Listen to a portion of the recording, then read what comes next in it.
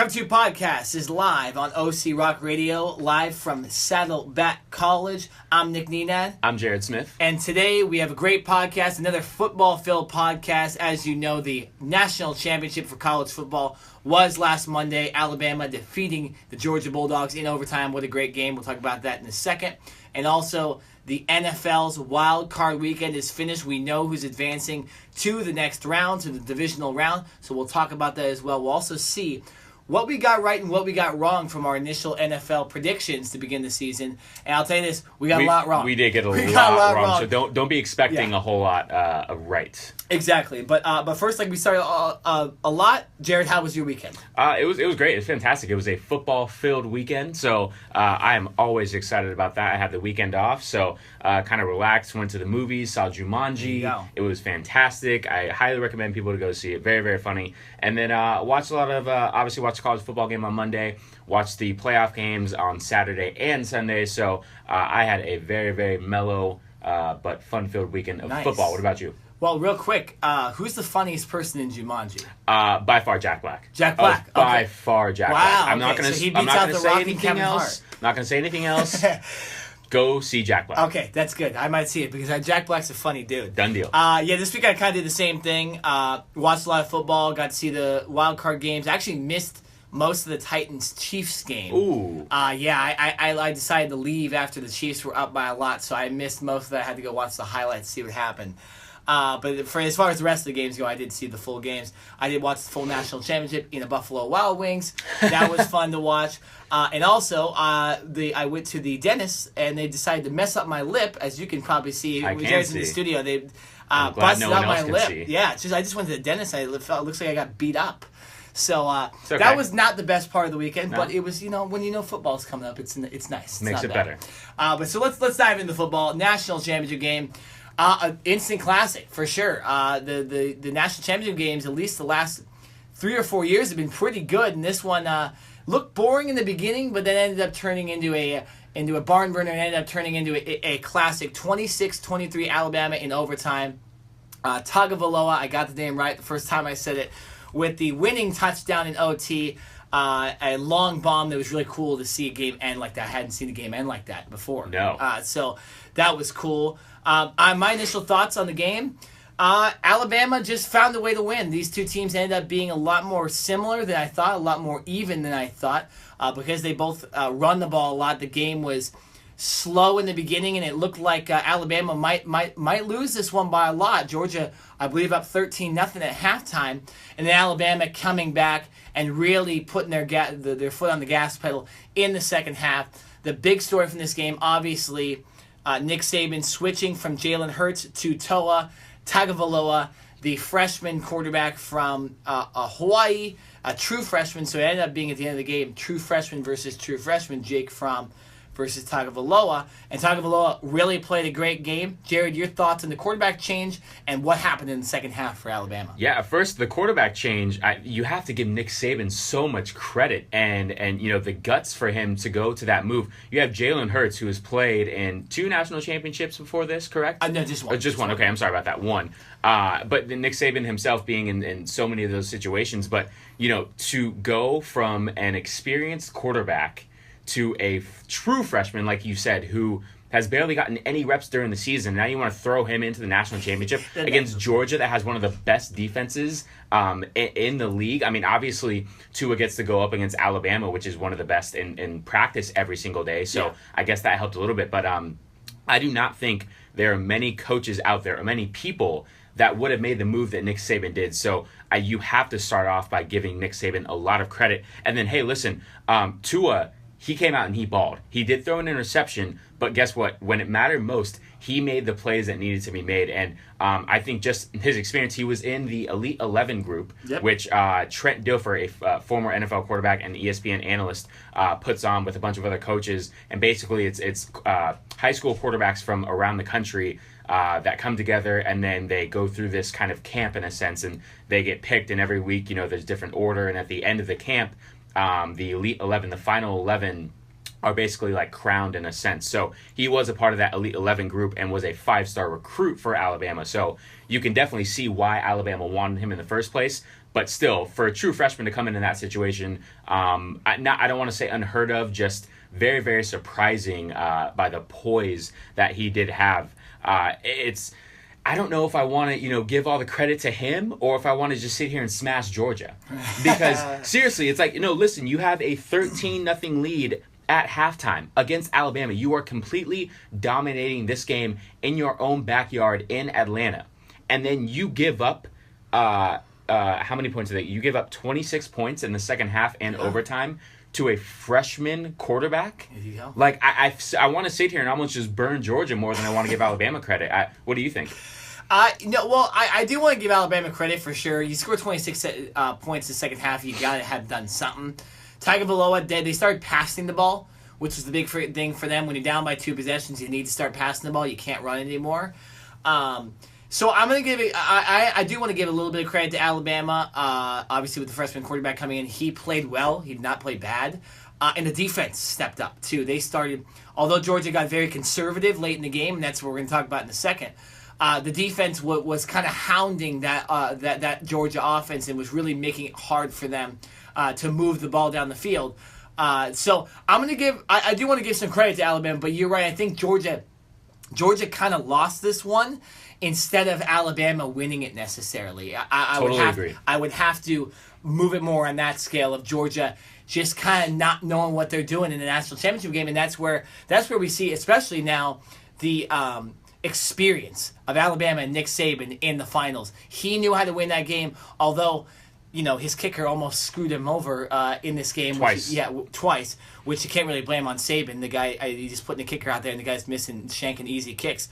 But besides that, the kicking game, Alabama really ran on all cylinders in that second half. Yeah, no, definitely.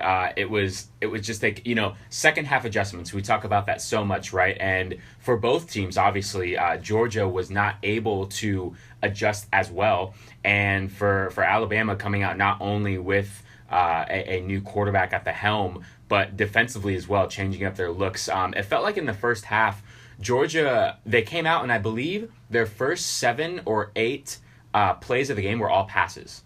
And I think that surprised Alabama a little bit because when you think of both these teams, both in the SEC, they both have great power running games. Yeah. That's kind of what these teams hang their hats on, is running the ball and playing great defense, right? And then for Georgia to come out and have 7 or 8 straight passing plays, I think that was kind of like for Alabama was like, oh, dang, like, what are these guys coming out in the spread formation? What are they trying to do here? So that was kind of a mismatch. And I think in the second half, Alabama was able to get comfortable. Georgia did not do anything that kind of shocked Alabama's defense. It was kind of like, all right, Alabama's in control. They're in a rhythm. They basically knew what Georgia was going to do in that sense. And for Georgia, I think they got a little bit complacent. It's like, okay, we have a 13-0 lead. That doesn't mean the game's over. If you have a 13-0 lead, I don't care who you're playing.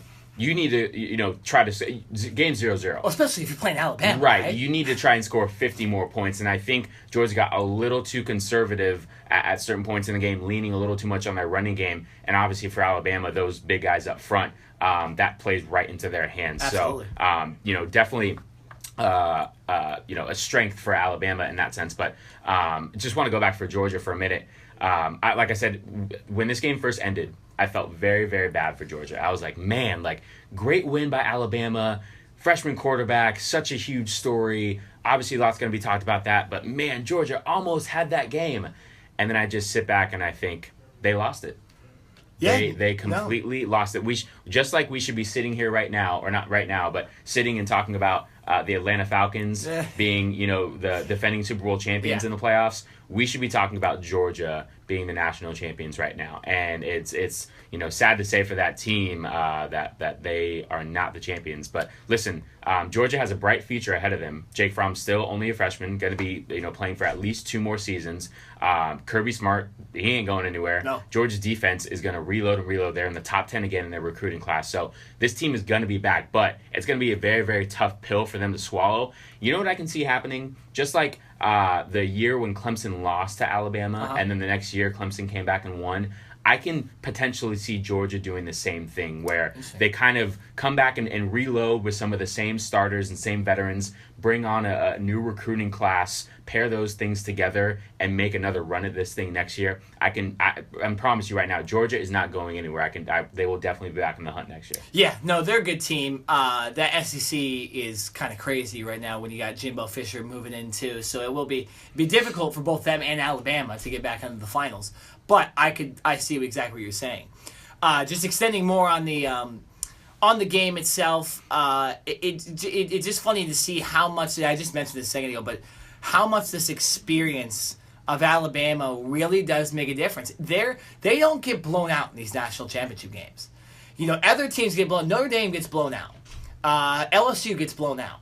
You know, but Alabama they never get blown out in these games. They always are in these games. When they lost to Clemson last year, it was last second, right? It was last second. When they've lost in the past, it's been one possession games. Alabama always had a chance at the end of the games. So I think it just shows how much of a great coach Nick Saban is. And my dad and I were actually talking about this in the car on the way back from Buffalo Wild Wings after watching the game. And he was saying that he read articles, or I can't remember if he was watching a TV show, but he was saying that Nick Saban, he coaches not to lose. So he actually doesn't coach to win. He coaches not to lose because he hates losing so much.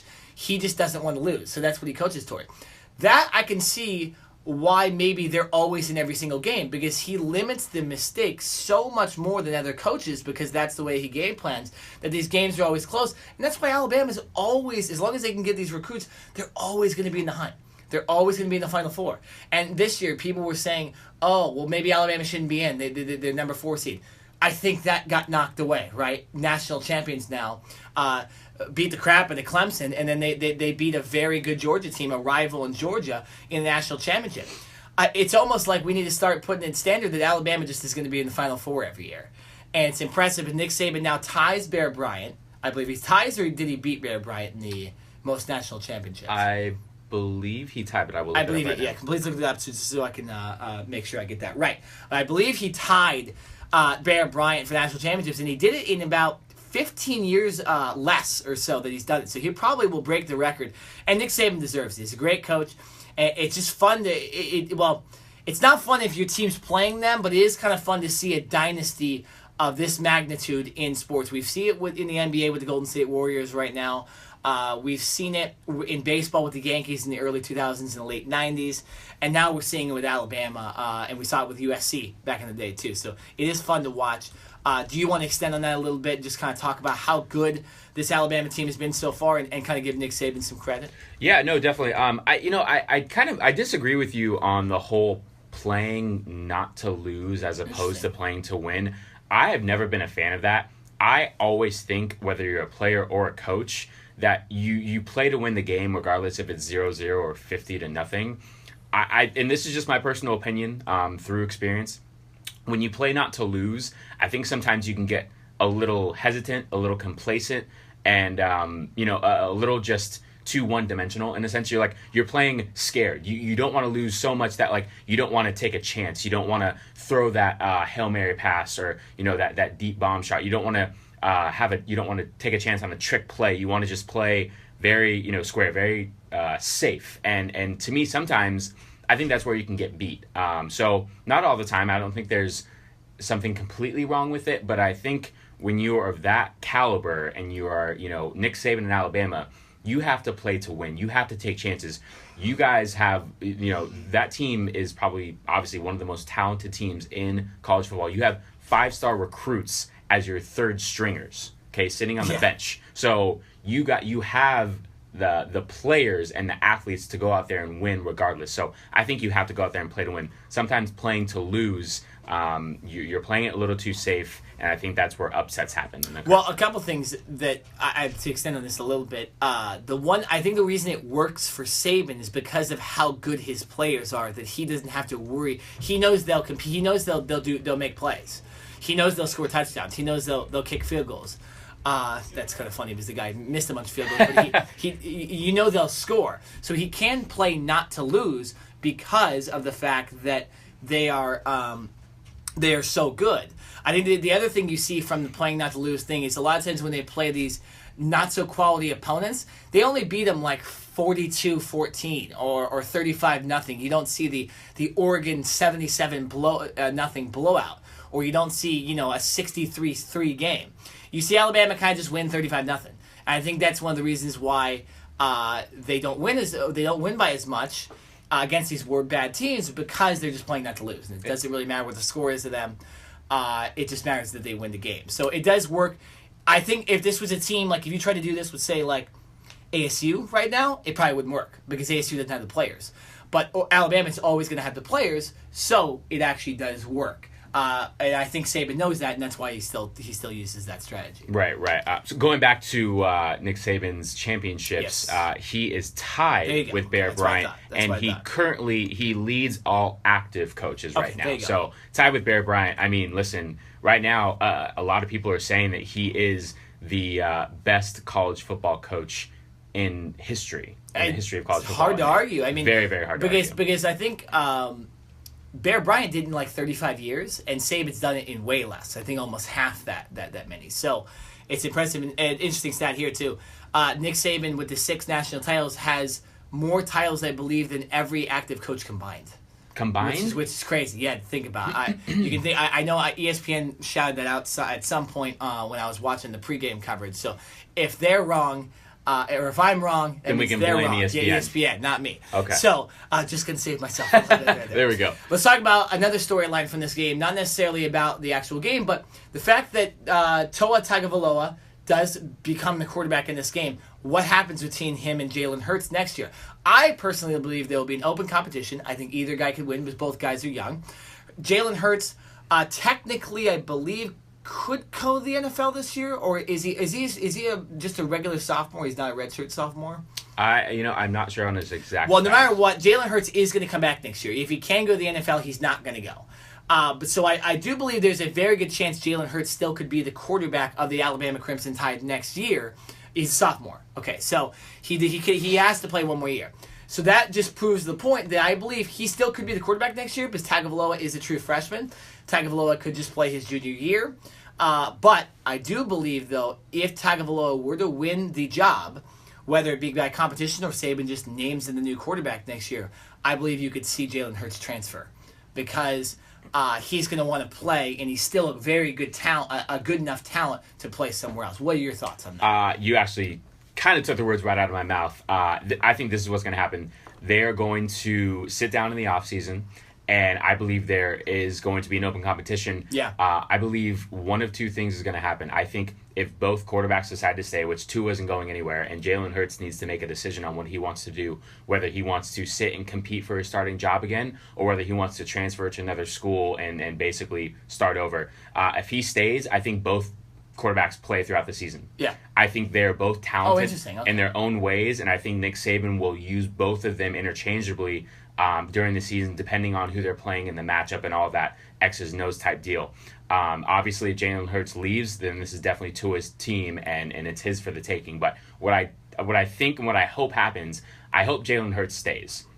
I'm not saying by him leaving that he's giving up or anything like that, because obviously he's won a national championship with his team. He's made a name for himself at Alabama. But I think if he wants to go to the next level, to the NFL, and prove something to scouts and coaches, I think by staying and fighting for your position again and not just saying, oh, well, I lost my position, I'm going to go somewhere else, I don't want to fight for it, I think that shows a lot more in his character and in his will to fight as opposed to him just kind of giving up in a sense and going to a new school. So I would like to see an open competition and see both of these players fight for that starting job. But eventually, throughout the season, like I said, I think both of them will get their opportunities, and I think they're going to go back and forth and split the reps. Well, and from what we saw in the post game from Jalen Hurts, he handled himself better than I've seen really anybody handle themselves when they've gotten pulled. He was super happy for the freshman quarterback, and so I don't believe he'll leave unless he loses the job in camp.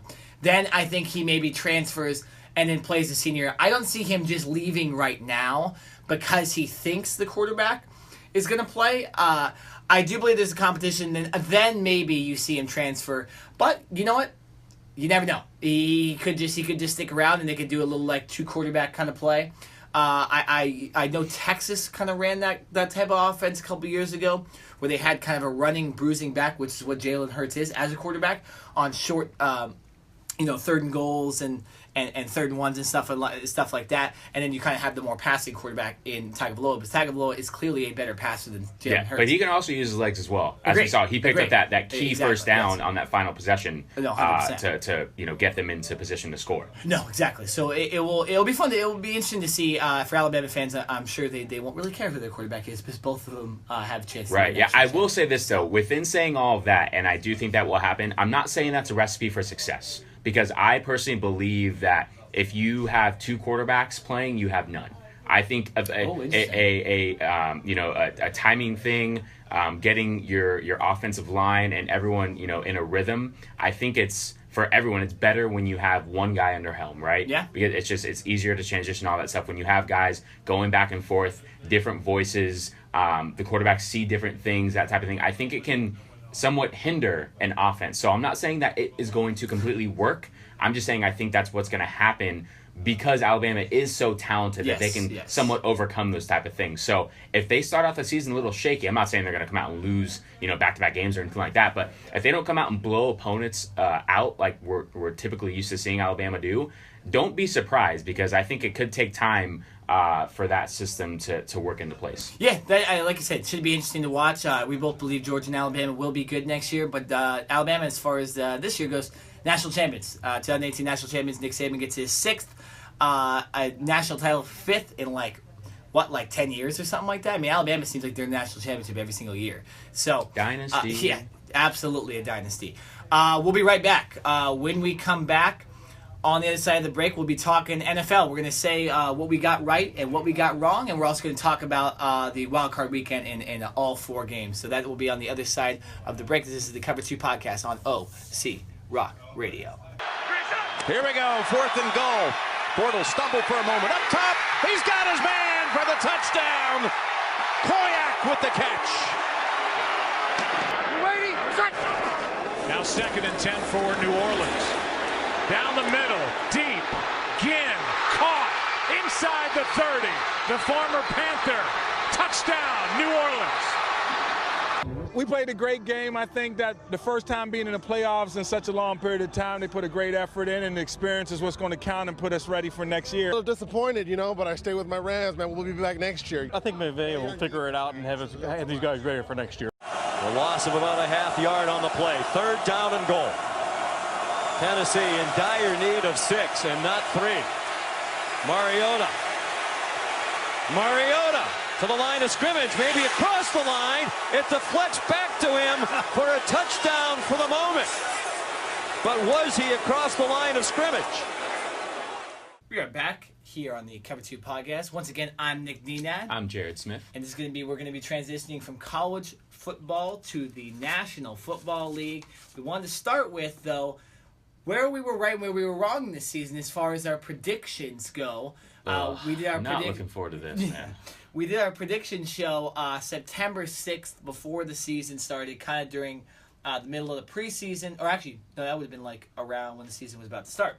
Nonetheless, though, we got a lot wrong this year, like probably many people did. 7 new teams, just off the top of my head at least, may have made the playoffs in the NFL. Or actually probably 8 because they added Titans. 8 teams made the playoffs this year that did not make last year. It's been a crazy year, and we pretty much got most of those teams wrong as far as those teams making the playoffs. So we'll kind of start with it is we got all the division winners wrong in the NFC, which is amazing. You have the Eagles, the Saints, Vikings, and Rams all winning the divisions, and we got all of them wrong, both of us.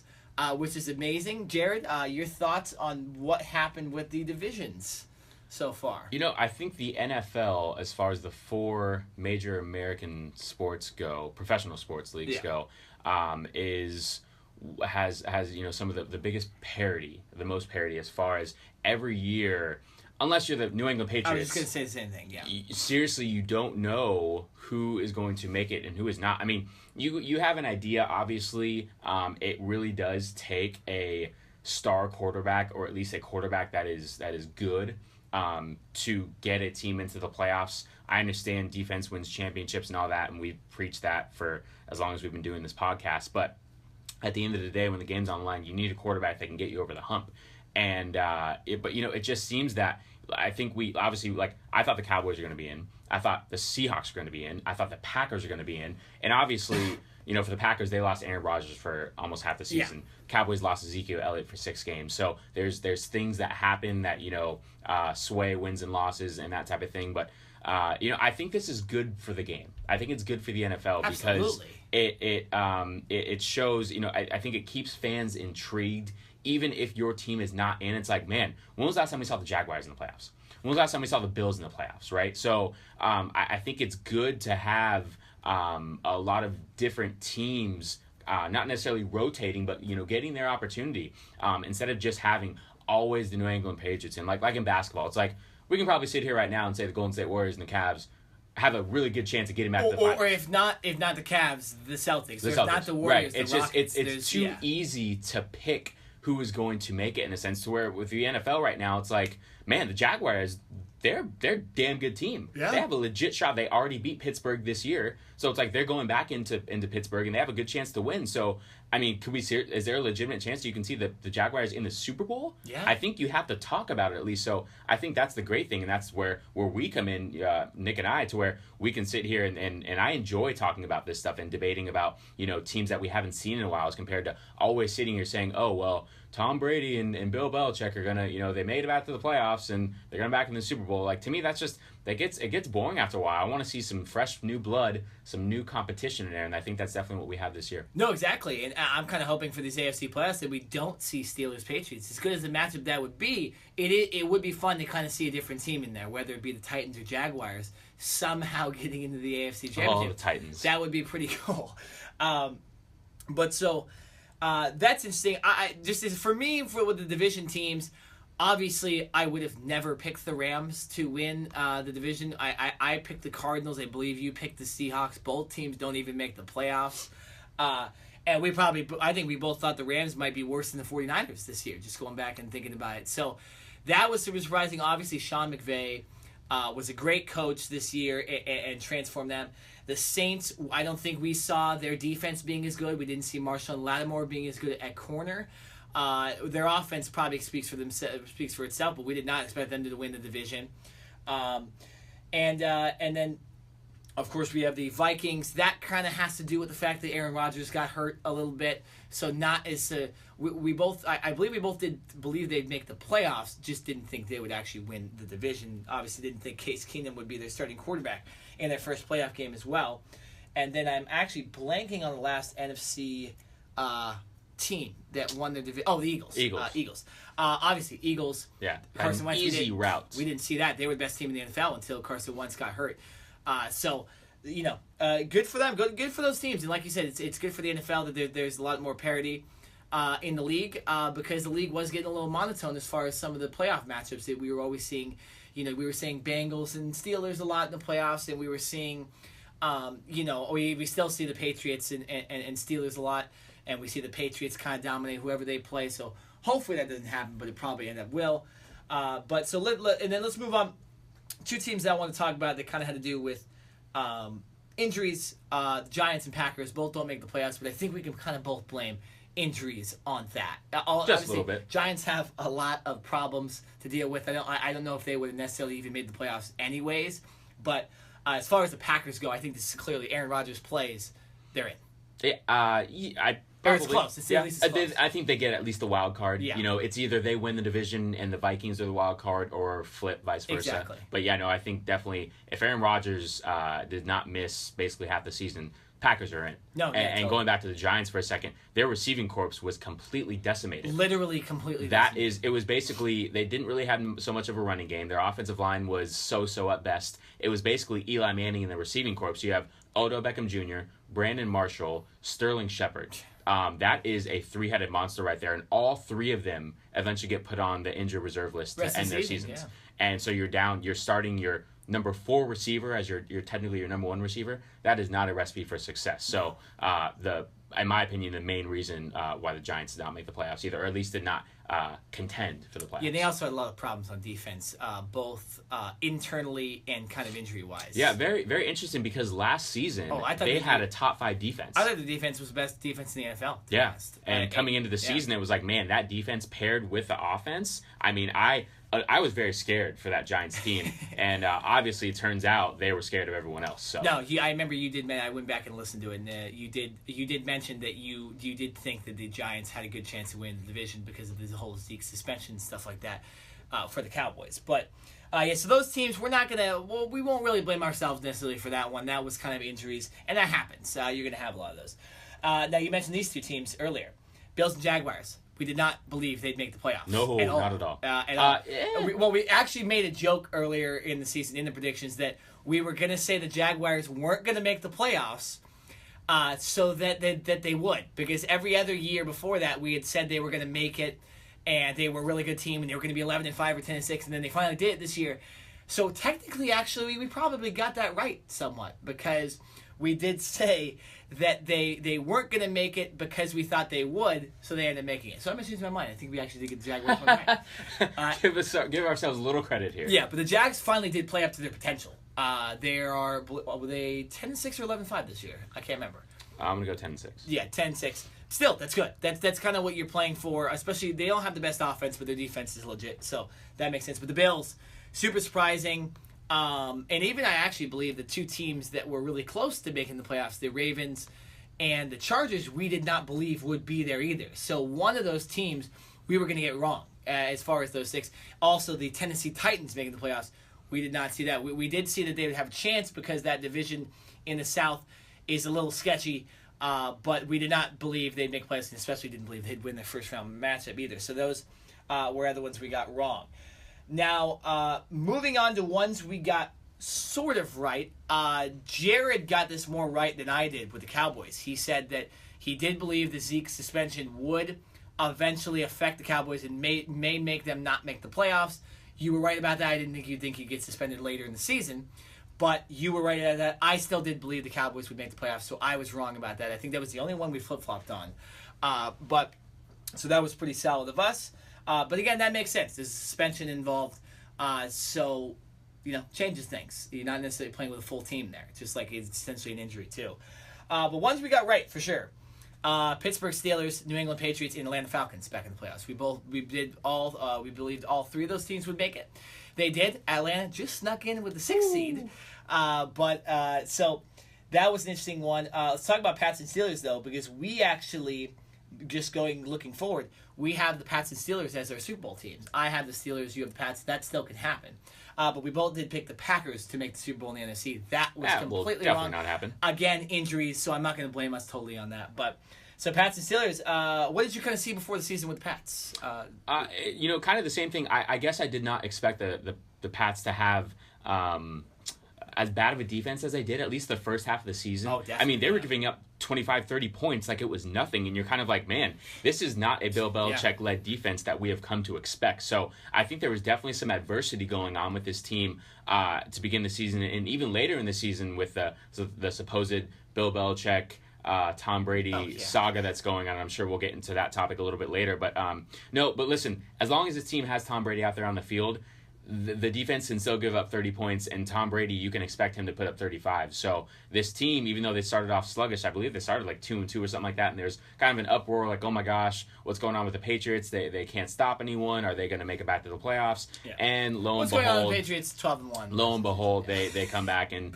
still basically easily win the division. Yeah. So that was I guess the easiest pick to make for the Steelers. That division is, I feel like, I don't want to say it's not the best division in football, but I think when those teams play each other within the division, it is so hard-nosed. It's like, it doesn't matter if it's Pittsburgh and Baltimore or if it's Pittsburgh and Cincinnati. And by the way, when you mention teams in that division, you are completely leaving out the Cleveland Browns, correct? You are talking about the Ravens, the Bengals, and the Steelers. I mean, I didn't even want to go there, but you want to take another shot at the Browns, then go ahead. How could we not?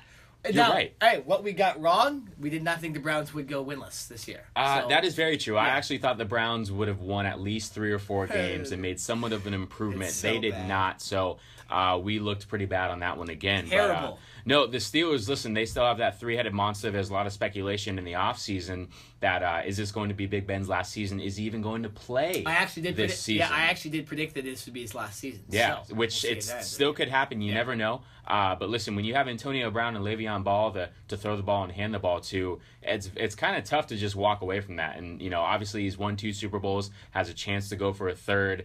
Could easily go into the Hall of Fame. I mean, he's playing for Super Bowls. So now it's like, can his body withstand a season and can he get into the playoffs and win? If he thinks he can, then hopefully he can return and play. Going to the Falcons for a quick second, kind of jumping to the NFC conference. I did just want to mention really quick that it's interesting that we have 3 teams from the NFC South making it to the playoffs with the Panthers, Falcons, and the Saints going in. And the Saints beating the Panthers this past Wild Card Sunday, which we'll get into in a minute.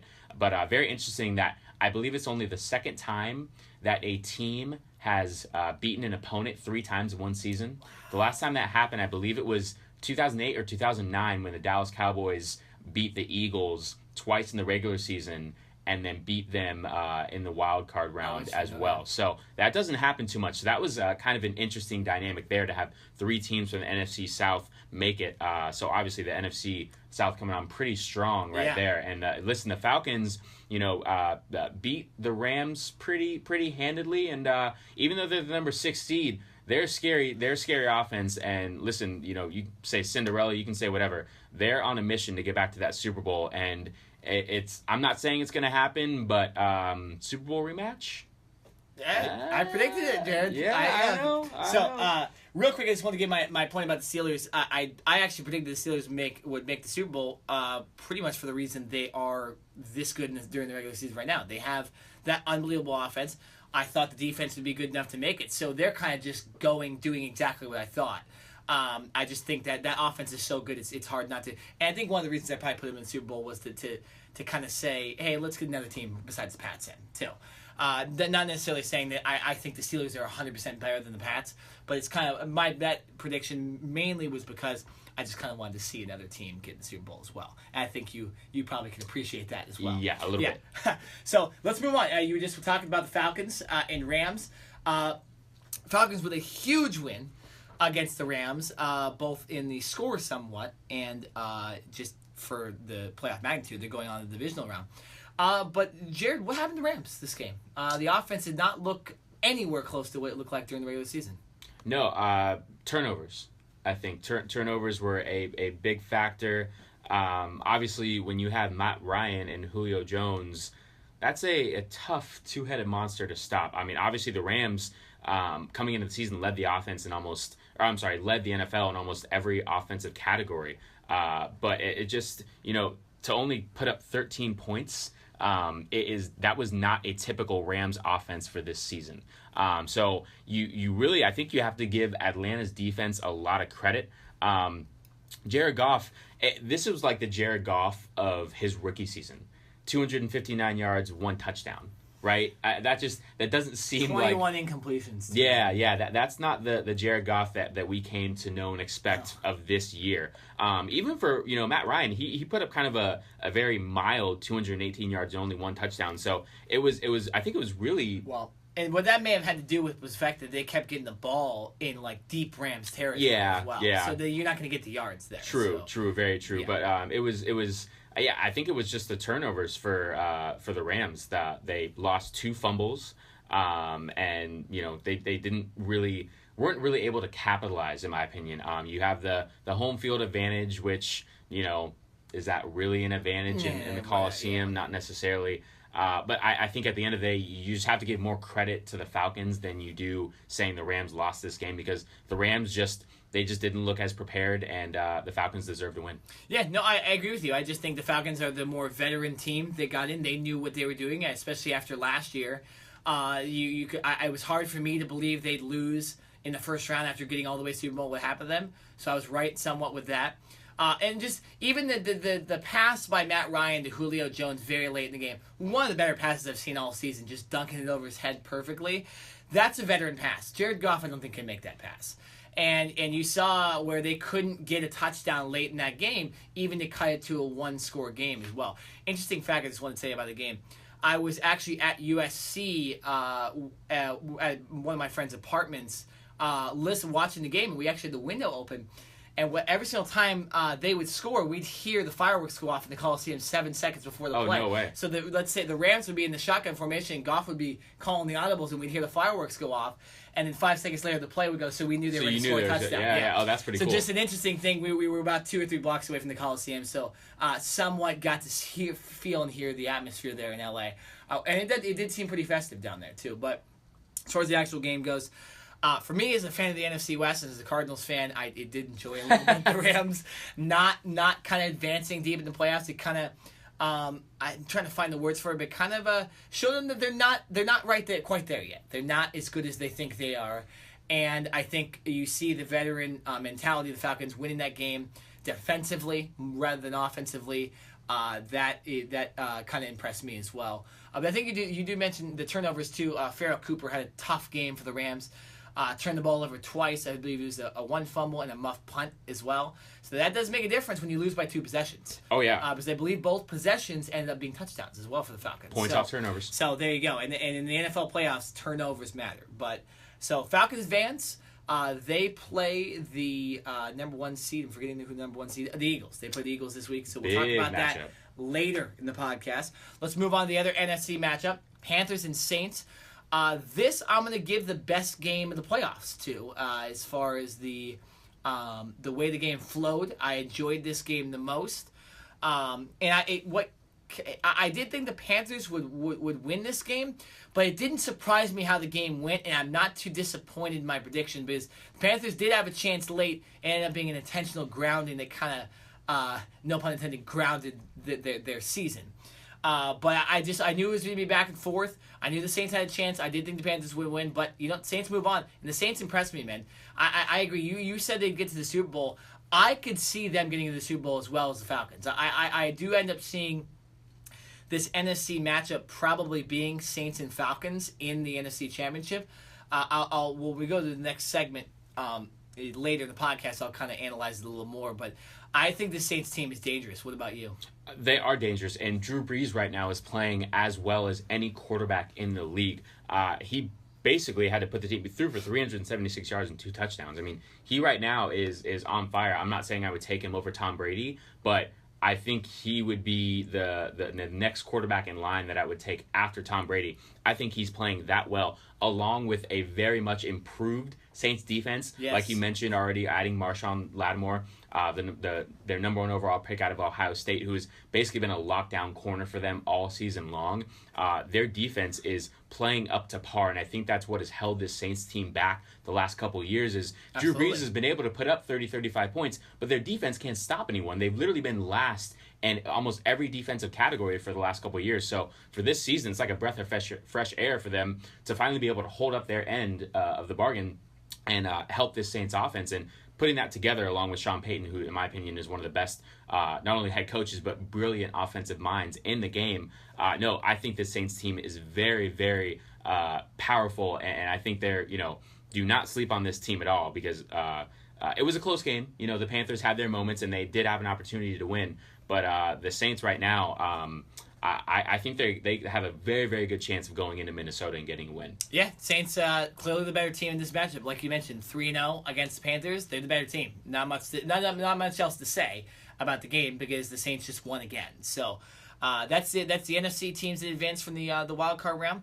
Now we move to the AFC and what was, at least for me, the most surprising game of the playoffs so far: the Titans and Chiefs. I did not get to, like I mentioned, I did not get to see this entire game. I left because I just assumed the Chiefs would kind of blow them out, And I left my house and then ended up driving up to L.A. And midway through L.A., I realized the Titans had won the game. You missed the good one. Yeah, I missed a good one. So I'll let you extend a little more on the game because I just know I kind of went up watch the highlights, but you watched the game. You remind me of like those fans that go to the game and then they Yeah. blow out and they leave Yeah. and then they try to run back in and they don't let them back in Yeah. the game. That was probably you. Well, right that's there. why I'm not. That's why I'm not going to give a full analysis here. Yeah. I'm going to hand it off to you. The Chiefs lost this game. And I'm sorry to say you can give the Titans a lot of credit that basically Mariota passed to himself where he scored will never, ever happen again in a football game. It was a lucky play. Very, very lucky. The Chiefs, listen, you have a 21-3 lead at halftime, and you put up a goose egg in the second half. Your defense is basically playing lights out, and then you give up basically 19 unanswered points to the Titans. I'm sorry. As much as I want to give credit to the Titans, the Chiefs lost this game. You're at home, and you still lose in that fashion. It doesn't make a whole lot of sense to me. I don't understand it. I understand the second half adjustments, and when you have a lead like that, you get a little bit more conservative as you want to run the ball. They did lose Travis Kelce to a concussion in the first half, which was big because before that I think he had 4 catches for like 60-something yards and a touchdown. He was balling, so that's a big offensive weapon that the Chiefs did lose. But in my opinion, when you had that lead and you still have the weapons, like Tyreek Hill, and you still have that great defense, there's no excuse for blowing that lead and losing in this a playoff game of this magnitude like that. So it was very tough to see if you're a Chiefs fan. I'm sure would not have been happy to wake up Monday morning and to lose like that. But for the Titans, I guess you just have to give them credit. It was basically the Derrick Henry show leading the way. Rushed for 156 yards. DeMarco Murray did not play in the game. I believe he had I don't know if it was an MCL sprain or he had some type of sprain in his knee or something like that. And I think it was more of a precautionary thing that they held him out. So he had an extra week of rest. So we'll see if he goes this week when they go into New England, which unfortunately, I know we're going to talk about this later, but I think New England's just going to whoop on the Titans. I think it would have been a lot better matchup to see the Chiefs go back into New England and play them. I was really hoping for that. But for this game specifically, just a tale of two halves. The first half, the Chiefs completely dominate, and in the second half, the Titans made the better adjustments along with a little luck, and they come out with that road victory, and they head up to Foxborough next weekend. Yeah, definitely surprising. Chiefs disappointed for sure. Andy Reid just does not know how to, for some reason, win at home in Kansas City with that team. I think it was like 3 or 4 games in a row where they've lost at home in the playoffs. So that's not good. I also believe that's the last game Alex Smith will play as the Chief. Really? Yeah, I actually believe he's a strong candidate to possibly be the Cardinals quarterback next year. Wow. And would you like that? I would enjoy that because it would probably keep Larry Fitzgerald, but I don't want to talk about the Cardinals. Okay. We'll extend on this game. But hey, impressive the Titans came back though. We got to give them a little bit of credit. They did score 20 or 19 second half points against a good, very good Kansas City defense. So you got to give them a little credit. But I agree with you. And you kind of echoed what I was saying about their team kind of just being too conservative and ruining their chances in this game.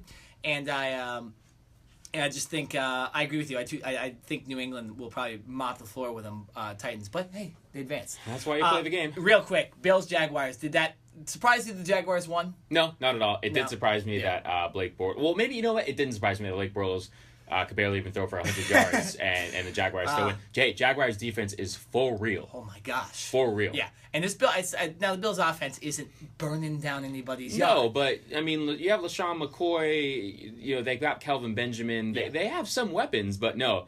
If I'm the Pittsburgh Steelers, good luck trying to score points against this Jaguars defense. Yeah, you don't say this a lot, but good luck Antonio Brown getting away from Jalen Ramsey. Yeah, too. He's if he does play in the game, he is for real. Why? Because that defense is really good. We're already running out of time, so we won't.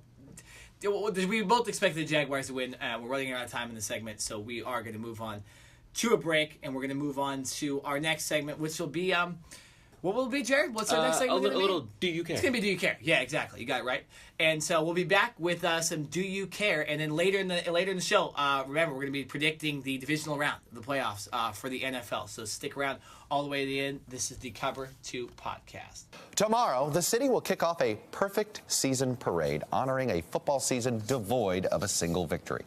They're going to march around First Energy Stadium in downtown Cleveland with pride wounded but heads held high. Coach, this is your first pick in 1998. Charles Woodson, I'm with the Oakland Raider alumni. All of us just want to know, is there a no-trade clause in your deal? You're going to make me want to go home, Charles, back to Florida. Luke, you subbed Lonzo out early in the first and third quarter.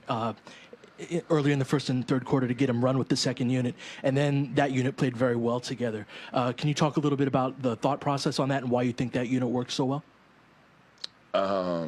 Yeah, his dad was talking, so I took him out early. I'm just kidding. Cover 2 podcast on OC Rock Radio, back with our favorite segment of the show. Nick, what are we doing? We're doing Do You Care? Do You Care? Once again, the best segment of the show where we discuss a little rapid fire of multiple different topics. We've got a little basketball, a little hockey, some football thrown in there, a little mix of everything. We got everything on we do. So let's kick it off. Nick, I will ask you the first question, and it's about our favorite person, maybe your favorite person in the entire sports world to talk about. Nick, do you care? LeVar Ball keeps running his mouth. You know what? I do care, and I've turned on the guy. I'm done. Oh my gosh!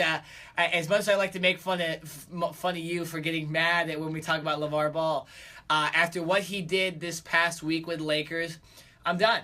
And I know the media is somewhat responsible for this too because they just keep interviewing the idiot. But the guy does not need to hear his voice heard anymore. And I get if he wants to pump up his brand, and if he wants to say he can beat Michael Jordan, if he says his son's the best in the league, I'm okay with that. A lot of dads do that kind of stuff. My dad says I'm a better player than I probably was when I played baseball. You know what I'm saying? So I'm okay with all that stuff. But when he's saying the Lakers need to fire Luke Walton, or Luke Walton has no respect amongst the locker room, and the locker room says, no, that's bullcrap. What are you talking about? He's a terrorist for the organization, for the Lakers, essentially. And the Lakers need to do something about it. And I tweeted out this weekend, how long till LeVar Ball gets banned from Laker games? Because Should have been the beginning of the season. It's getting to that point where if he's hurting the team, you know, and the media just won't leave him alone because they're trying to get clicks, and that's a problem. And the Laker players have said that. I'm not the only one saying that. The reporters don't even want to cover him, from what I've heard. But the big media conglomerates like ESPN and like Fox Sports and even CNN just keep covering the guy because they want clicks, and they know it's clickbait and it will get them revenue or whatever. I don't know, but it's hurting Lakers. And as a somewhat Laker fan, I don't like seeing the team have to battle for themselves for really the opinion of a dad on the team. I mean, where's Kyle Kuzma's dad? Why doesn't his opinion matter? Where's Brandon Ingram's, mom or dad? I just don't know why it matters that LeVar's opinion means so much, and I'm over it. I'm over the whole LeVar hype, and I just kind of want him to go away, or at least just talk about your sons. Don't talk about the Lakers anymore. And if the media can stop talking about him, because I'm getting annoyed every day by the opinion of LeVar Ball, meaning that I should get an update on my phone in the morning from ESPN. That's ridiculous. Let me look it up on Twitter or something. Let me not find out a notification from my phone. Jared, keeping up with the balls, and I meant to say it like that. Oh, good Lord. Jared, do you care that the Ball brothers, LiAngelo and LaMelo, played their first quote-unquote game in Lithuania? Not one bit. I could care less. I'm going to keep this very short and simple. They combined to score 29 points, which is pretty not bad. Pretty respectable. Yeah, not bad. I think they both started off the game. LiAngelo, I believe, started, and LaMelo came off the bench. They both in the first. Unbelievable. They both. That's unbelievable that LiAngelo doesn't start in Lithuania. Right. They kind of both started pretty cold in a sense, and in the second half they came on and scored a little more. The team won, I think it was like 90-80. There was a packed gym of 1,500. Hey. Woo! Hey, sold out. Right? Sold out. So, good for them. They won a game. I don't think it really means anything. Apparently, the Lithuania team withdrew from their the Baltic League, and they're going to be playing in a I guess brand new Big Ballers brand tournament where they go play like friendly matches against other teams. Like, is this soccer? I don't really know what's going on. Wait a minute. So hold on. So what you're saying is, I did not know this. You're saying the Lithuanian team left. It'd be like let's say the Celtics leaving the NBA to just play whoever they wanted. Yeah, they withdrew from their Baltic League.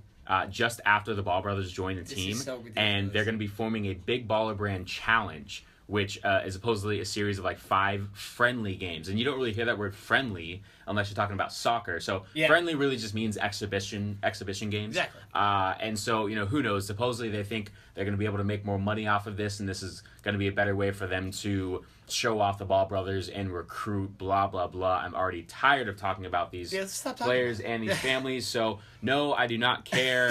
But I unfortunately, this is not going to be the last time we were talking about these two. Nick, moving on to a little football. Do you care that John Gruden was officially hired as the Raiders head coach? I do care because it is a big deal in the NFL that Gruden is back. Like we kind of talked about last week, because there was a hint that he was going to be the head coach. Now he's officially at his press conference. He's officially the Oakland Raiders and future Las Vegas Raiders head coach, as long as he doesn't get fired.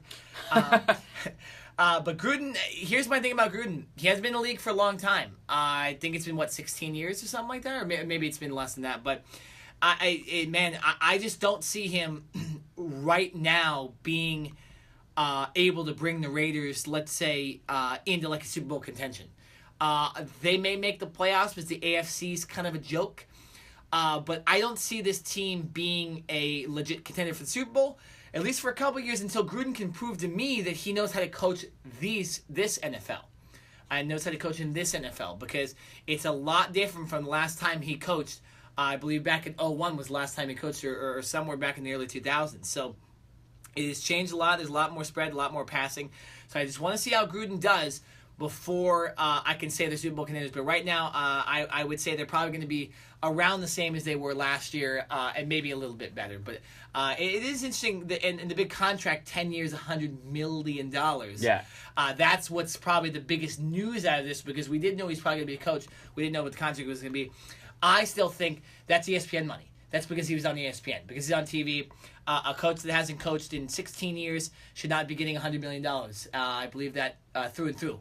You wouldn't see that in baseball. You wouldn't see that in the NBA. And you would not see that in hockey for sure. So no, I do think that's a little... Go ahead, Yeah, Jared. no, just one quick thing to add. So it's obviously a 10-year, $100 million contract. Yeah. Supposedly, with incentives, that can jump up to $120 million. Oh, so, those incentives could include a number of wins per season, making / winning a Super Bowl, that type of thing, could go up to 120. Also. Yeah, right? Because $100 million just isn't enough. Even to add to that, he has a stake in the ownership of the Raiders. Oh, my gosh. So, a stake in the ownership of the Raiders.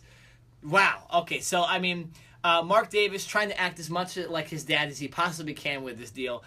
You know what? Gruden might be a great coach. I don't think they're going to be a bad team. I don't think they're going to be a subpar team. I think they'll be around 500 this year. Maybe win a couple more games, but I just don't think they're contenders. Moving on. Jared, do you care that the Browns actually threw that 0-16, or Browns fans actually threw that 0-16 parade? Oh, man. I do care. This one's a little cold-blooded, man. It's one thing to joke around, and it's like as a if you're a true Browns fan, like at this point, what do, right? Your team has been so horrible and so pathetic for so long that it's just kind of like, hey, we're gonna throw a parade because they can't win a game, and we're gonna have 2 more first-round draft picks in the top 5. It's like, if you heard, there's a few of the Browns players that spoke out about this. And, obviously they were not happy about this. They were like, don't do this. This is an embarrassment. Well, guess what? The Browns win a game because you guys are an embarrassment yourself. So maybe if you guys would go out and win a couple games, there wouldn't be a parade like that. So, I think it sucks if you're a Browns player because you have to sit through that and live through that. Hopefully it gives them a little motivation to go out and win some games. If you're a Browns fan, I think you're just throwing your hands up and saying there's nothing more we can do than come out here and have a silly parade and just basically laugh at how god-awful this team is. Yeah, no, I was just started laughing a little bit when you said that. Jared, would you have been at that parade if your team was 0-16? Oh my gosh, I think I would be hiding in my bed. No, I don't think I could muster up the courage to go to that parade. I wouldn't either. Maybe I would. Yeah, I would. I'd probably have to have a couple drinks in me. Well, if we had drinks, so we'd be there right stuff in our car. Yeah, front and center. But no, I'll just a little, salt on the wound, to say the least. Nick, do you care that the Ducks and Kings play this Saturday? I do care. This is not really about the game necessarily, although I love this matchup. This is one of the bigger rivalries in hockey. If you're a hockey fan, there's a lot of fights in these games. You don't see a lot of fights in the NHL period, but there is a lot of animosity between these two teams. That's not why I want to talk about this. It's Hockey Day in Southern California. It's the first time they've done this. We've seen Hockey Day in America happen the last couple of years, where it's mainly in Minnesota, where they have, I believe, 100 outdoor games or something like that for young kids. They encourage people to kind of go play hockey that day. This time they're doing it in Southern California, but Southern California hockey has risen to a higher level than I think a lot of people thought it would. Obviously, with the Kings and their 2 Stanley Cups the last couple of years, that's enhanced. The Ducks winning a cup 10 years ago as well. And the high school leagues have improved here in Southern California, where a lot of the Catholic high schools and even a lot of the public high schools have hockey teams that play at a competitive level. But especially with the AHL teams, the American Hockey League, that's the minor league affiliate for the NHL, think G League or the minor leagues for baseball as well when you think of the AHL. There's 2 teams that play in Southern California as well, one in Ontario and one in San Diego. So, but this weekend, they kind of encourage people to go out to a hockey game. So I'll encourage you guys too. If you guys want to see a hockey game, go out. Saturday's the day. It's Hockey Day in Southern California. It's fun to see hockey have kind of a bigger role in Southern California. They're making a big deal about it. I saw it in the papers. I've seen it on TV. And then finish it off, the Kings and Ducks. It's going to be a great game this weekend. Both teams coming off a bye week as well. So they'll be well and rested, both teams trying to make the playoffs as well. Jared, last question. Do you care? Do you care that there is a lot of parity in college basketball this season? I do care, and I think it makes for great storylines. And I think that's the one thing that people love about college basketball is that, unlike the professional ranks, college basketball, there is always upsets almost on a weekly basis. Yeah. And basically throughout the season, you have teams that go from number 1 to number 5 to number 10, back to number 2, potentially up to number 1. There's so many ups and downs throughout a season that I think it makes for, more excitement, and I think more people want to watch because you really don't know who's going to win. Just quickly, looking at the AP top 25 from week 3. I was originally going to do the preseason rankings, but I think those are such garbage. And it doesn't even matter that I wanted to start with week 3 when teams actually had a couple games under their belt. The top 5 was Duke, Arizona, Kansas, Michigan State, and Villanova. The top 5 as it currently stands is Villanova, West Virginia, Michigan State, and Purdue. Oh, wow. Duke is now at number 7. Arizona is no longer in the top 25. Florida at number 7 is no longer in the top 25. USC, who is at number 10, is not in the top 25 either. So that just goes to show right there that there were teams at the beginning of the year who was like, man, these look like good teams, and then Arizona loses 3 games to unranked opponents. USC just looks like complete garbage. Duke has 2 road losses.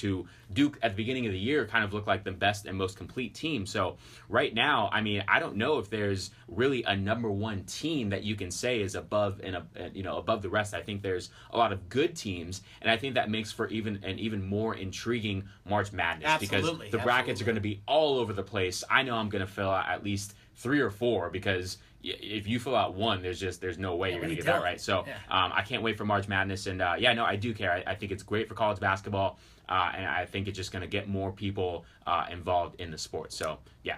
Absolutely. No, that should be entertaining. I can't wait for March Madness. I might have to make a trip to Vegas. Oh, hello. This week not this week.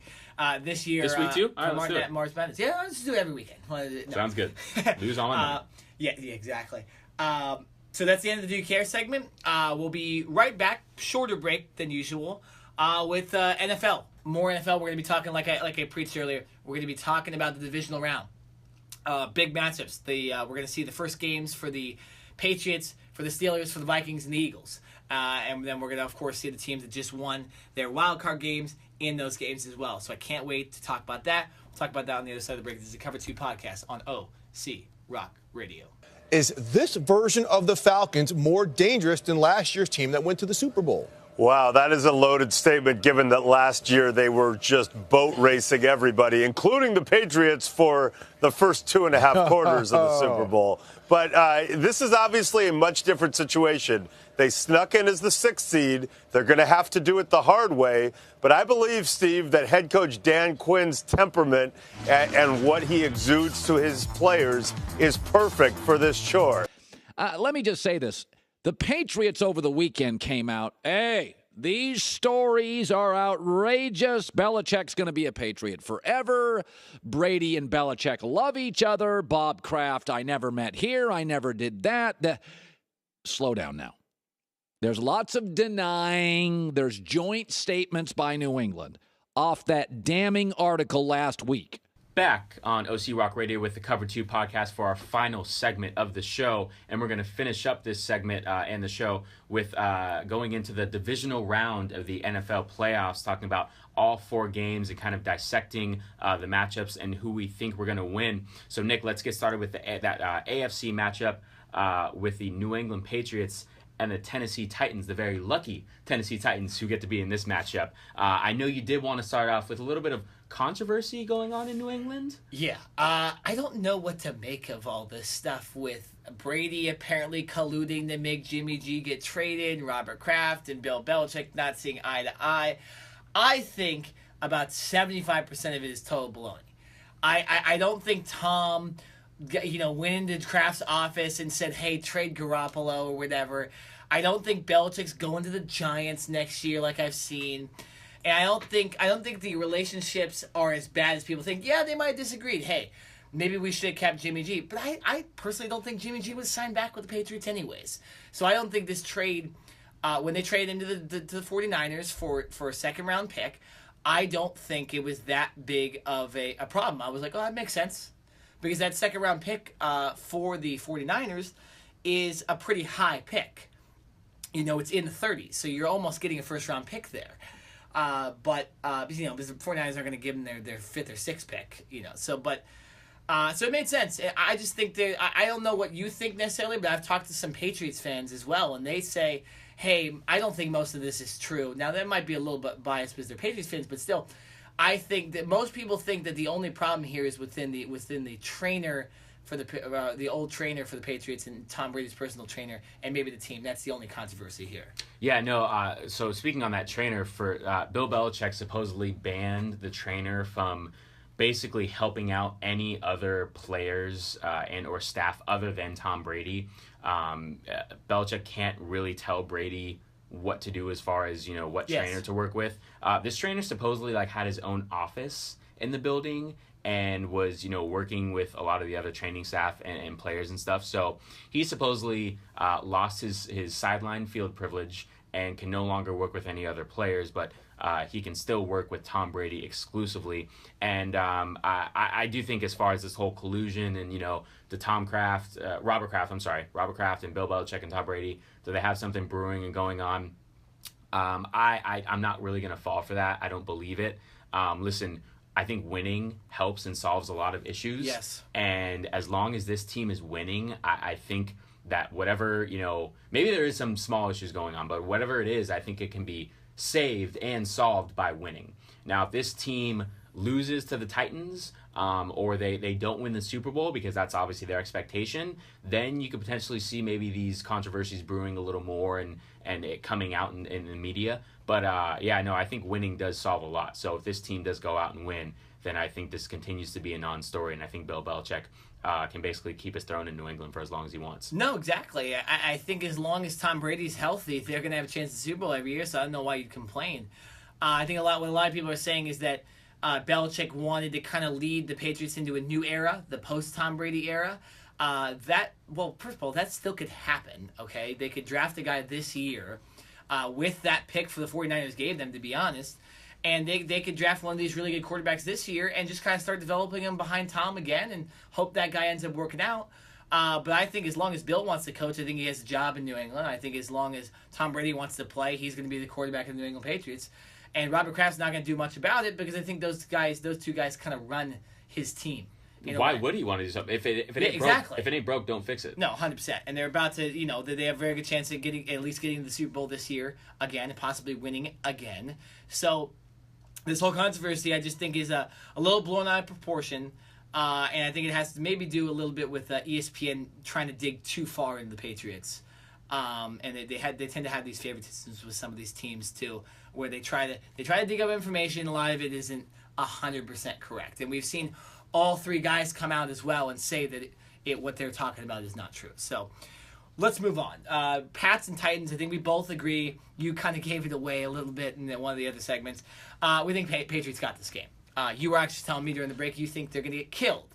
I don't necessarily see them getting killed just because I think in the NFL you don't see a lot of teams get, kind of killed a lot. I think the Titans, they're a playoff team for a reason. They're in the playoffs, so they're not going to get obliterated. But I think this is easily a double-digit victory for the Patriots. I think it will be a somewhat easy one, and I think everyone will kind of forget about this controversy after this game, because I think Patriots for sure will win this game. Yeah, I think the only way that the Titans have a shot at winning is they have to create turnovers and give their offense a short field. If they let the Patriots control the clock and then the Titans are starting way deep in their own end of the field and they have to drive 60, 70, 80 yards every time to score, I don't think that's a recipe for success for this team. They do lean on their running attack, and hopefully DeMarco Murray can come back and continue with that thunder and thunder with him and Derrick Henry, because I think that's going to obviously be a huge factor for this team. Marcus Mariota is not a drop-back passer who's going to throw the ball 30, 40 times like Tom Brady, so they definitely use their running game a lot. And I think if they can control the ball and have shorter fields, I think that is basically the only way that this team has a chance to win. If not, it's like I said, it's in Foxborough, so the Patriots already have that home field advantage, and I really think especially with having a week off, having a little that extra rest and that time to prepare, I think it's really just going to be an easy matchup for the Patriots. Yeah, no, I agree with you. I just think this is a mismatch. New England's a better team. I did think the Chiefs would beat the Titans pretty handily, and it looked like they were, so you never know. Maybe the Titans have a little bit more fight than we think. And that's why I don't think this is going to be a blowout, because I just think there's a reason the Titans are here, and they made it to the next round. So probably won't get blown out. But I do believe double digits. I'll say Patriots by 10, 31-21 or something like that. I don't know. But so let's move on. We think Patriots will win that game to the other AFC matchup, the more intriguing one for sure. Steelers and Jaguars. This is a rematch. And the Jaguars got the best of the Steelers in the first game. That's what makes this matchup interesting. The Jaguars' defense has continued to play well, and they've continued to stay healthy, whereas the Steelers have not. Ryan Shazier is out. Antonio Brown, I still haven't heard a confirmation he's going to play. I think that's a big factor in this. Nonetheless, though, this is the one matchup out of all these playoff matchups where I am having trouble picking a winner for this game. And I'm going to let you do your prediction first, so I can think about it just a little bit more and actually give you a winner. But this is a tough matchup. This defense for the Jaguars is very good, and obviously the Steelers' offense is very good. So, Jared, I'll let you give your prediction first on this game. Yeah, no, I'm not going to say that this is going to be an easy win at all, because I think this is going to be a back-and-forth battle. But I'm going with the Jacksonville Jaguars in this game. I think what they were able to do to the Steelers earlier in this season, when Jaguars already went into Pittsburgh and beat them 30-9, the Steelers didn't score a touchdown in that game. They got 3 field goals and won in the first each of the 3 quarters. So I think this Jaguars defense is riding on all cylinders right now. They almost shut out the Bills last week when they only gave up a field goal. Their secondary, to me, is the best in the NFL with Jalen Ramsey and AJ Abouye. Their front line is just loaded with first-round talent, and they can play. Their linebackers are super fast with Telvin Smith and Myles Jack. Really, defensively, I don't think they really have a weakness. Now, switching over to their offense, that is the big weakness of the team, and it starts at quarterback. Yeah. So that is where I can see them struggling and maybe not being able to put up 30 points like they did against the Steelers earlier in the season. But what I think they do is they lean heavily on Leonard Fournette And what you try to do is you try to create easy making throws for Blake Bortles. The Steelers, what they do best, they play a zone blitz scheme, which means they try to trick the quarterback no matter who it is. They play a lot of zone defense. Instead of just, rushing your front four defensive line and maybe bringing one linebacker like a typical defense would, the Steelers blitz their cornerbacks. They blitz their safeties. They blitz guys from all over the field to try to create different looks and mismatches and confusion for the quarterback. And I think that's where Blake Bortles can struggle. So I think that is where they're going to, the Jaguars are going to have to come up with a different scheme and definitely, like I said, rely on Leonard Fournette, control the ball, and kind of the same thing, create short fields for yourselves because the Steelers do have a pretty good defense. So I am going with the Jaguars in this game. I think it's going to be very, very close. I'm going 23-20 in an upset, and the Jaguars go into the AFC Championship game. Who would have thought that before the season? Real quick, I think in this game earlier in the season between the Jags and Steelers, I think Ben Roethlisberger threw 5 interceptions, if I'm not mistaken, in this game. If you want to check the stats real quick, 5 interceptions from Big Ben in that game. Wow. So he went all Nathan Peterman on everybody. Except he didn't do it in the first half. You did not just compare those Except he two. didn't do it in the first half. You did. Peterman. Oh, no, okay. I, nonetheless, though, am going to go with the Steelers. I think the Steelers, I'm going to go with the Falcons and Rams kind of thing, where I just think there's more experience in the Steelers, and they'll find a way to win. I think this game will be very close. I see this game maybe being about a field goal, maybe a touchdown by the Steelers that they'll win by. But I just do think there's a lot more skill on offense, clearly, and the defense is good enough for the Steelers to get them this win. And I just think this experience will kind of keep them above losing this game. There is somewhat some experience on Jacksonville, but most of it's not. It's guys that have never been in the playoffs before. So I do believe the Steelers will end up winning this game. And just to play devil's advocate, we'll see who ends up winning this game.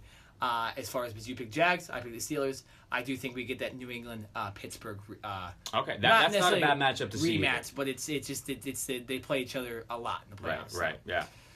But so let's move on to the NFC. We will start with the Falcons and Eagles. This is actually the first playoff game of the whole weekend. This will be a 1:00 game on Saturday. And this one's easy for me. I got the Falcons. I just think with Nick Foles as the quarterback for the Eagles, they're not the same team as they were during the regular season. I think the Falcons are hitting on their stride, and there's a reason I said they're going to make the Super Bowl. So I do think Atlanta's offense will be too much for Philadelphia's defense, and I think the Falcons' defense is good enough to stop Nick Foles and that Eagles offense. So I'm going to go Falcons win this game for sure. Yeah, I think there's 2 reasons why the Falcons win this game. The obvious one is Carson Wentz is not under center for the Eagles. Now, the Eagles did get that bye week, that week off, so they've had Nick Foles has had an extra week to prepare. But I think the second most important reason why I think the Falcons will win this game is because they've got a lot of momentum riding right now. You see this a lot in the NFL to where teams that come in as that wild card and have to play 3 straight games to make it to the Super Bowl or have an opportunity, and especially when you're playing on the road, I think it gives them a little more momentum, a little more juice. And listen, they haven't had a week off. They're probably a little more fresh as opposed to the Eagles, who I can easily see them coming out in the first quarter and being a little flat. You've had a week off. The Eagles have essentially had 2 weeks off because the last regular season game of the season when they played the Cowboys, that was a meaningless game. Yeah. So Nick Foles didn't play the whole game. The starters for the Eagles didn't play the whole game. It was basically playing a lot of backups. So they've essentially had actually almost 3 weeks off in a sense. So I think the Eagles will definitely come out, and I think it's going to take them some time to get into a rhythm of the game. And I think Atlanta's offense is very, very powerful. And I just see them, kind of outscoring. I think that Atlanta wins by double digits. Yeah, it's unfortunate because the Eagles, this matchup would have been so good. Oh, with Carson Wentz? Oh, it would have been so good with Carson Wentz. This would be the matchup of the year, probably, between 2 teams. I still think Atlanta's legit. And now it's not, and it's unfortunate that Philadelphia's the number 1 seed, and you're kind of you're wasting the number 1 seed a little bit. Interesting fact about this game, too, Atlanta is favored as the 6th seed.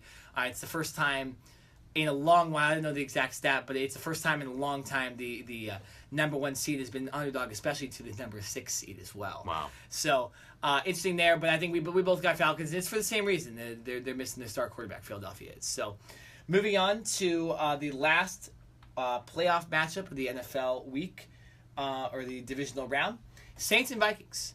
This is going to be a great game. I think this is the best matchup, the closest matchup between two teams, in my opinion. I think the Saints and Vikings both could win this game. I am going to pick the Saints, though. I think Case Keenum is going to be kind of exposed a little bit this weekend. He's not going to play as well. I think the Saints offense will be able to handle that amazing Minnesota Vikings defense. And like I said, I expected the Saints and Falcons to get to the NFC Championship after seeing them both play this week. I'm going to stick with that after reviewing the Vikings and just kind of looking at them. I do still believe the Saints will win this game. Because I believe the Saints defense will be able to stop Minnesota's offense. I just think Case Keenum will be kind of exposed, not as a fraud of a quarterback, but I think he'll be exposed as not an elite quarterback in this game, and that'll be one of the reasons the Saints will win. Saints are going to win this game because of Drew Brees. They're on a roll right now. Drew Brees, right now he looks like the best quarterback in the playoffs. We obviously haven't seen Ben Roethlisberger or Tom Brady play it, but right now Drew Brees he's on fire. And Minnesota does have a great defense, and that, Mike Zimmer, the head coach, that's what they hang their hat on right there. And they also had a first-round bye, so they haven't had an extra week to prepare. But I just think the Saints offense is too powerful, and I think they come up with too many, different mismatches in creative ways to get this offense involved, whether you have the two-headed monster of Alvin Kamara and Mark Ingram, whether you've got Ted Ginn Jr., running deep, or you've got Michael Thomas coming into the flat, that they have so many weapons that they can choose from. And even though this is going back to the first game of the season when the Saints went to Minnesota and lost, that was a completely different game. The Saints had, back then, they'd had Adrian Peterson. That obviously didn't work out. So I don't think you go back, if you're either of these teams, you go back to that film too much. Yeah, because it was week one, and that there's, so many different things have happened with injuries and just teams changing and all that stuff. But I think, the Saints are riding with such momentum right now that they go into Minnesota and they get a big victory. I think they win by a touchdown. I think it is, like you mentioned, one of the better matchups of the weekend. I'm going to put that right up there with Jacksonville and Absolutely. Pittsburgh, because I think those would be the two best matchups. But I'm going to go with the Saints here. I picked them to go to the Super Bowl, so obviously if I want that to happen, I've got to pick them to beat Minnesota. Yeah, no, interesting about this is that we potentially could have saw two divisional round playoff games be the exact same as week one matchups. If the Chiefs would have actually done their freaking job and got to pass the Titans. But so interesting, we see those that you wouldn't expect that at the beginning of the season, but we see it now. So let's see, we got Saints and Falcons. We both have Saints and Falcons in the NFC. That we both have Patriots, and then we both switch up on Jags and Steelers as far as our playoff picks for this week. We got some time. Why don't we do a little final thought? We do actually have time for this. We haven't done this in a while. So, Jared, do you have a final thought? My final thought is they just named the Super Bowl halftime performer. Oh, yeah. That's always kind of a big deal. In the past it's been Beyonce, Justin Timberlake, but this year it's Pink. Oh, Pink will be performing at the halftime performance. She hasn't really been in the spotlight, at least in my opinion, too much lately. So I'm sure she's going to put on a great show. I think that's one thing about the Super Bowl is the halftime is always extended. Typically halftimes are like anywhere from 10 to 15 minutes, if I'm not mistaken. And I'm pretty sure the Super Bowl halftime goes closer to 2025. So that right there is, I think it is a disadvantage for both teams, whoever makes it in, because it's a lot easier for guys to get cold. You're not as loose. You have to come back out and basically warm up again, and it might take time to get back into a rhythm. So I think that always plays a factor. But nonetheless, Pink is going to be performing. Excited about that. Obviously, that's a couple weeks away, but that just came out this week. So off the top of my head, that is my final thought. Yeah, well, I'm actually going to bank off that a little bit because I was thinking of something else, but I'll say this now. I was disappointed that the college football playoff didn't put Kendrick Lamar inside the stadium for his concert. Because you're talking about the Super Bowl, right? Super Bowl, the halftime show is almost a lot of people watch the Super Bowl. Oh yeah, that's why a lot of people watch Super Bowl. Exactly. Yeah, I mean, there's really a lot of people the that for some care less whether the Jaguars or whoever's in the Super Bowl. No, they don't care. And the Super Bowl does a good job of really making it in production. At halftime, there's a stage. There is a production going on. It's not just, oh, let's put a guy on the, like you see this. I went to a Cardinals game earlier this season, and they had Jordan Sparks, who's a big Cardinals fan, former American Idol contestant. She sang at halftime of the show, but they kind of just put a little stage in the end zone, and she kind of just sang, and not a lot of people were paying attention. So it wasn't a big deal. Super Bowl makes a big deal out of it. So then this year, the national championship, they go, hey, for the first time ever, we're going to have a halftime performer, Kendrick Lamar. And I'm like, okay, I like Kendrick Lamar. That's going to be cool. ESPN plays a lot of his music, so it made sense. And then they stuck him outside down the street in Atlanta and didn't put him inside. Inside, if you were actually at the stadium and you paid $1,400 for his ticket, you got to hear the marching bands play. And as much as the marching bands might be entertaining and as much as you might appreciate, actual instruments playing over each other, it had to have been disappointing to be in that stadium and hear, oh, the halftime show is going to be Kendrick Lamar, can't wait, and then it's outside. So I think that if you want to compare yourself to the Super Bowl for the national championship, they want to get bigger, make it a big thing and put the guy in the stadium. I thought I was a little disappointed in that watching it. I didn't get to watch the whole performance because I was at Buffalo Wild Wings talking to people, but still, it did disappoint me that he was out there and they didn't really make a big deal out of it. They kind of just like, we'll set up a stage down the street and you can perform like 3 songs. You put the guy out there in the cold. I heard it was like 30-something degrees out there. Yeah, you could see. That's you could cold, see he man. looked cold. He looked cold while he was rapping. How you gonna do that to Kendrick Lamar? You can't do that. That's messed exactly. up. Come on, ESPN. Or any performer, man. Yeah, what? Because they didn't want to. Yeah, like I said, I get it. You want the bands to perform and everything, but what the Super Bowl does it all the time. What they didn't think they would have enough time to get the stage on the field and then get it off and have everything set up, and that's cold right there. That is cold. Literally and figuratively. That is cold. No, that was funny, but and there you go. You hear the music. Cover 2 podcast is ending this week. So no more college football, Jared. So we won't be talking about that for a long time. But the NFL is still going. We're gonna have the big divisional round, so we'll talk about that next week. Also, I anticipate the MLB free agency to once again start up because there's still a lot of big free agents, so we're still waiting on that, and then there'll probably be some NBA news next week as well. For Nick Enad, I'm Jared Smith. This has been the Cover 2 podcast on OC Rock Radio.